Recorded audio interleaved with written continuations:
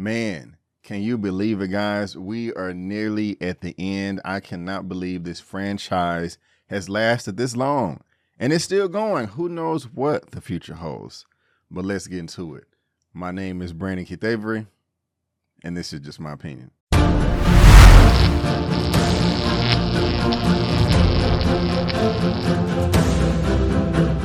Hey, what's going on, everyone, and welcome back to another episode of Just My Opinion for my Fast 10 movie review.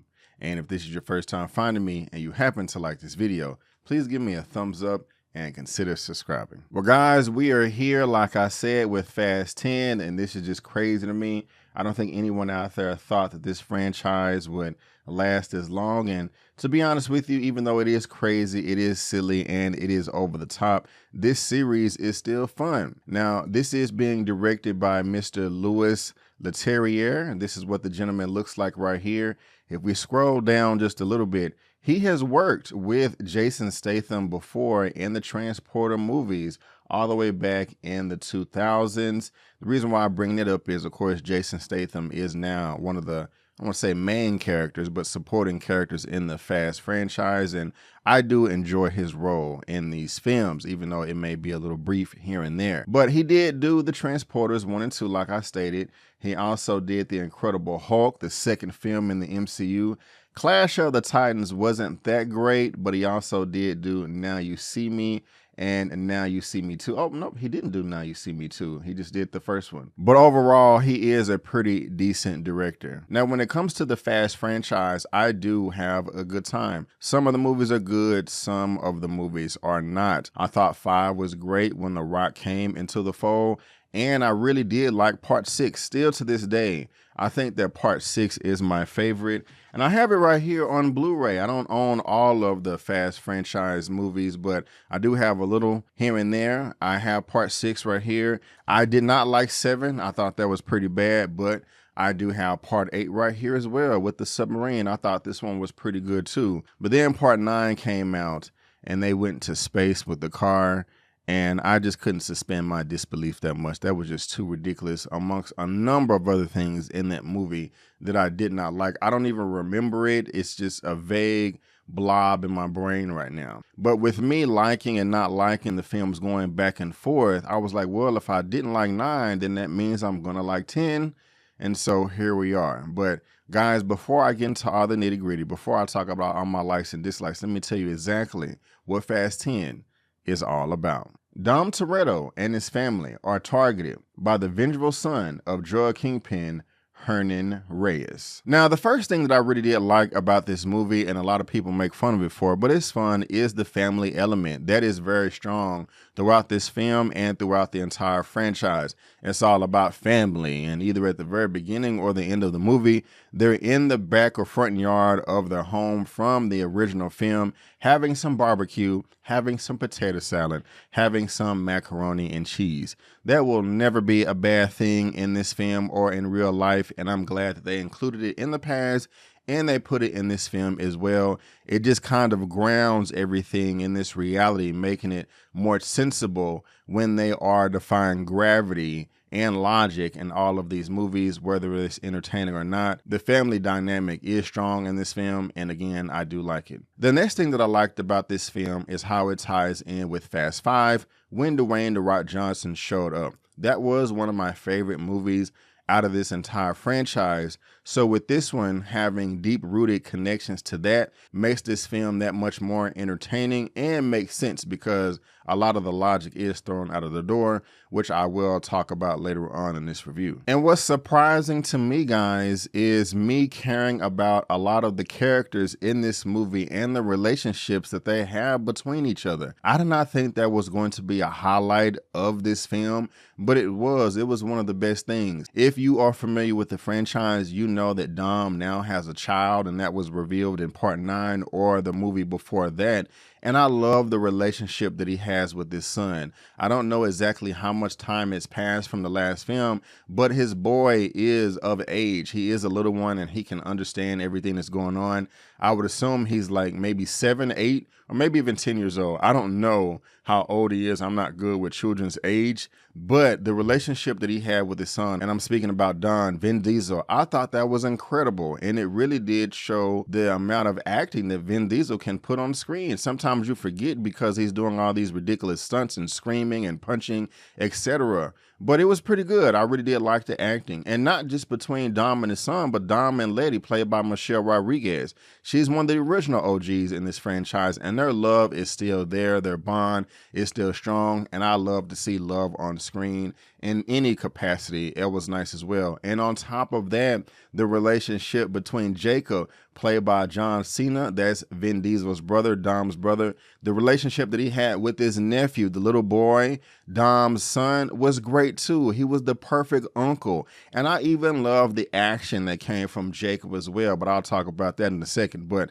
the relationships between the characters, Dom and his son, Dom and Letty, and Jacob and Dom's son, that was beautiful. I love that. I wouldn't even mind seeing a spinoff of Jacob and Dom's son, his nephew, or just Jacob by himself with the way it was handled in this movie. I thought it was superb, and it was very, very entertaining. The next thing that I liked about this movie was the action, the hand-to-hand combat. Now, all of it wasn't good coming from certain characters, and I'll save that for later in this review. But going back to Jacob, John Cena, wow. When he came on screen, that was a hell of an introduction. This dude is beating everybody's ass, shooting them in the foot, kneecap, face. It does not matter. They even brought some of his wrestling moves into this film to where he body slammed someone through the floor. And then what the camera did with that, I was like, oh my gosh. I think that was my exact reaction as I was watching this in the theater. It was very, very good. No, it was great. It was very entertaining. And I wish that we can see things like that throughout the whole film, throughout the whole movie, because then it would be top A++.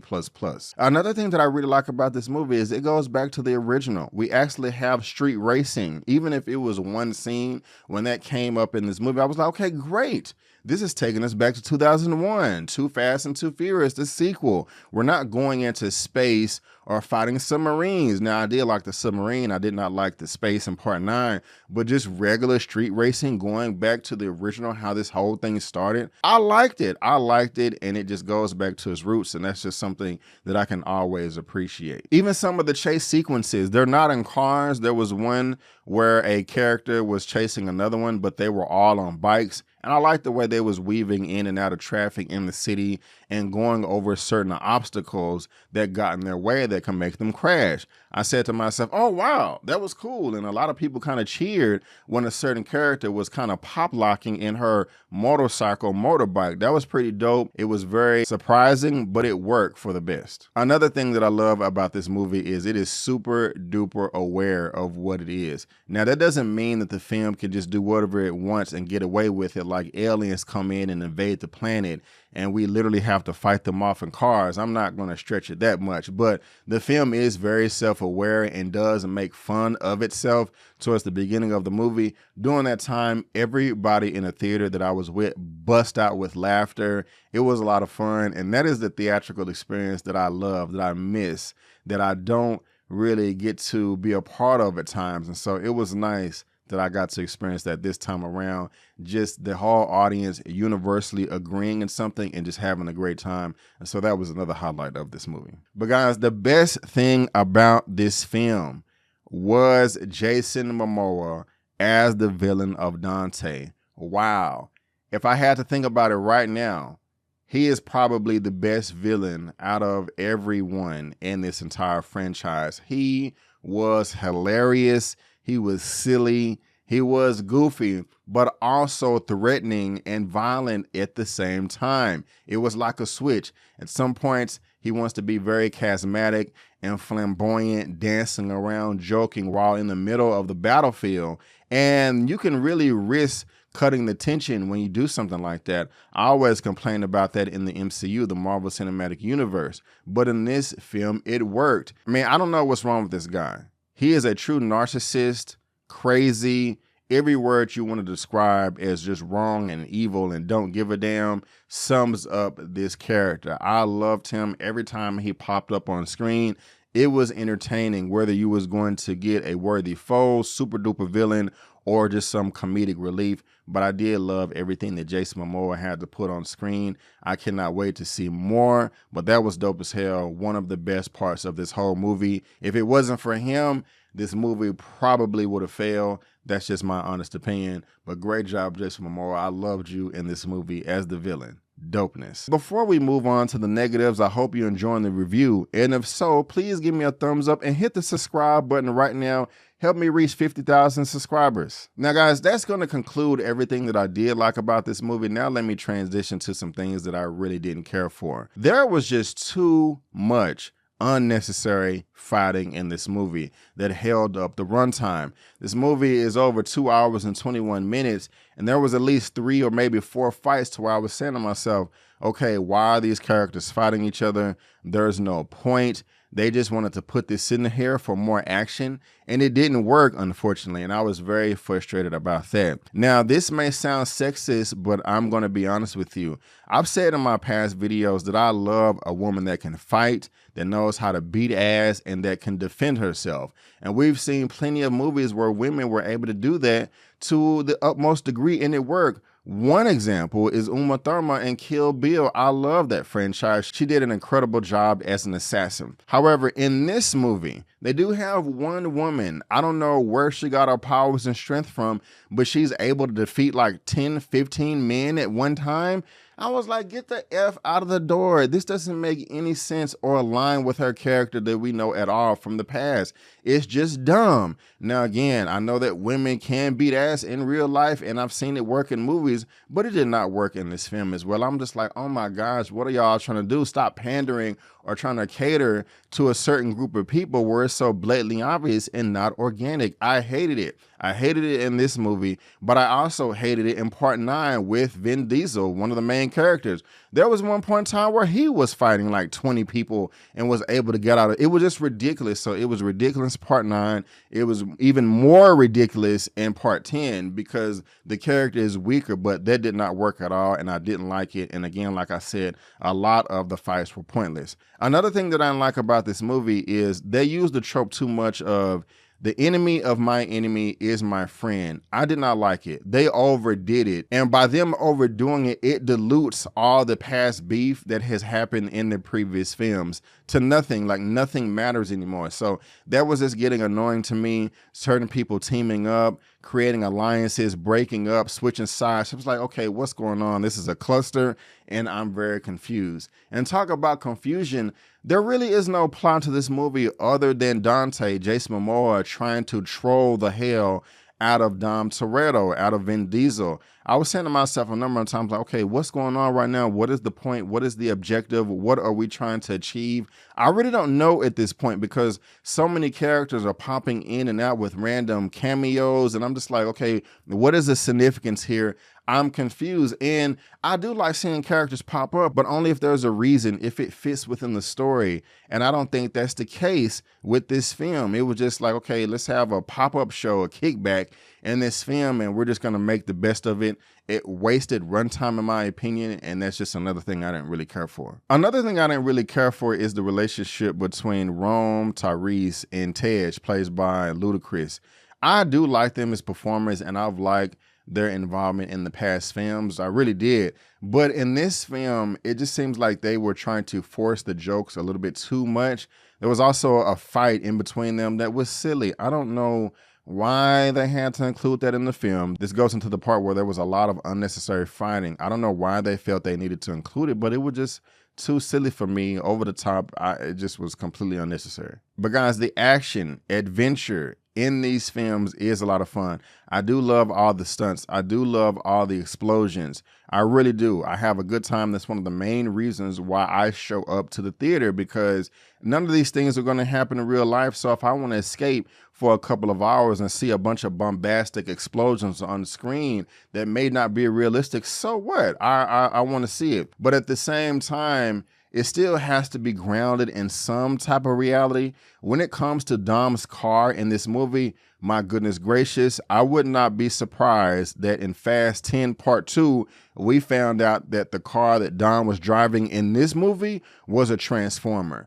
There is no way in hell a car, even if it's souped up to the most degree, would be able to take all the damage that his car did in this movie. I mean, seriously, the wheels, the tires in the car are probably made of a combination of adamantium and vibranium. There's just no way in the world he would have got away with some of the stunts in this movie. The car would have exploded a long time ago.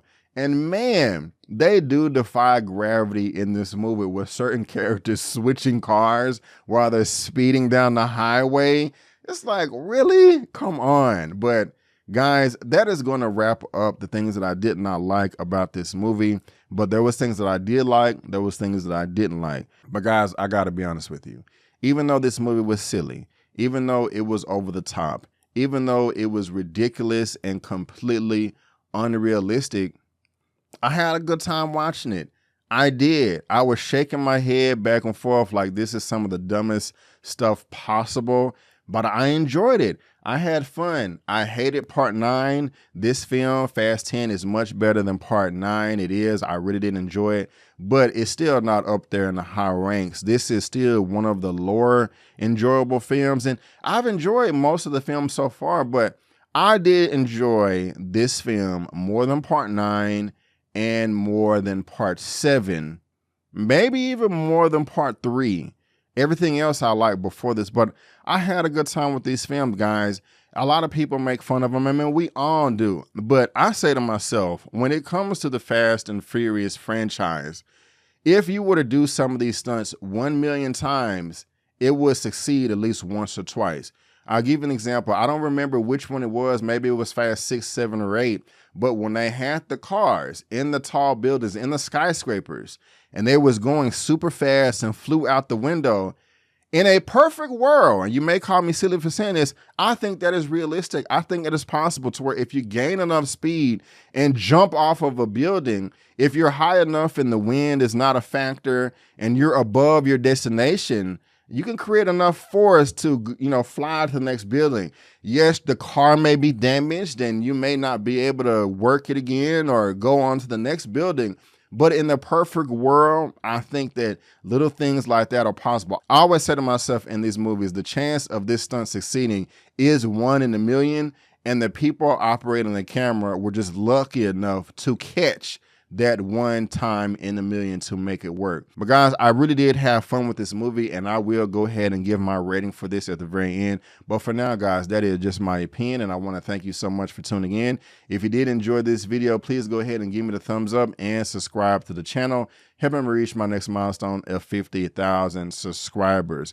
And guys, if you do subscribe to my channel, you're going to get movie reviews, spoiler movie reviews, series reviews, a weekly movie news roundup show, a weekly superhero comic book show, shows that I'm streaming right now on television that I like to recap each week, and also some trailer reactions as well, and a couple of interviews. But guys, if I had to rate Fast 10 out of a 1 out of 10, man, this is hard.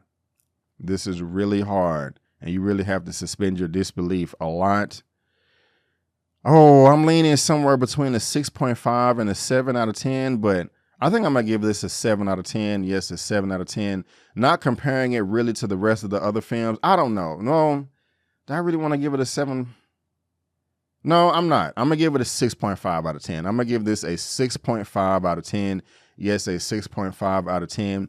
I still have fun with it. I'm even willing to see this film again. There was a lot of fun, but at the same time, there was just some stuff that was ridiculous as far as the stunts and the plot. But again, guys, I had a good time, and that's all that matters. But guys, again, I just want to thank you so much for tuning in. And before you go, don't forget that my name is Brandon Keith Avery, and that's just my opinion. Peace.